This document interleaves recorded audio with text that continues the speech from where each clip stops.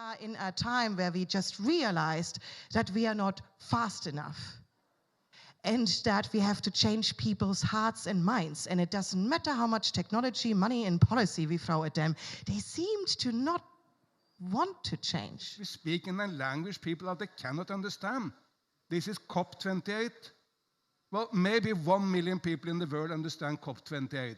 That means there is 8,000 million people out there who do not understand what COP28 means. Certainly a lack of vision, guidance, and direction in the fashion industry, which is a big problem. I think there is a fear factor there, and it's around, oh, if I do this and it doesn't work out, or if I do this, there is no short-term gain just yet. It's a long-term gain. And I don't think we've got the language as politicians about creating a vision that is 2030, 2040, 2050. So I want a clear statement from politics to push that, number one, and to provide sort of the tool set for the biggest transition the textile sector has ever seen.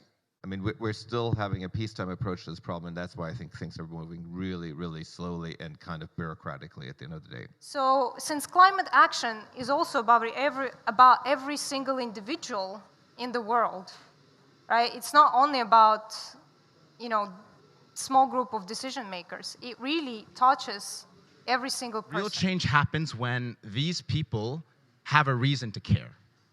So they don't care because it doesn't affect their bottom line, okay?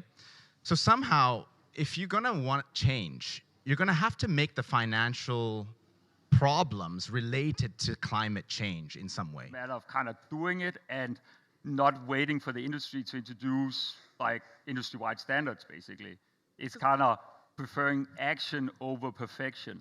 So really thinking about what the incentives look like, both in the traditional context and how we need to change that to move towards a more sustainable future, including for fashion, is part of the thing that will help to alleviate and get us the financial incentive and get brands to act where we need them to be. There is really a strong also need to get the right fiscal and economic incentives. And as we were discussing earlier, policy will also really help to level the playing field. The most difficult thing, I think, is to be honest. I'm sick of hearing people say that climate is a niche topic. Sure, it's not sports, it's not politics, it's not pop culture, but it can be. Getting really creative, thinking about what motivates people to feel like they want to be a part of something bigger than themselves. How can you dress 10 billion people? Well, you can also do it digitally.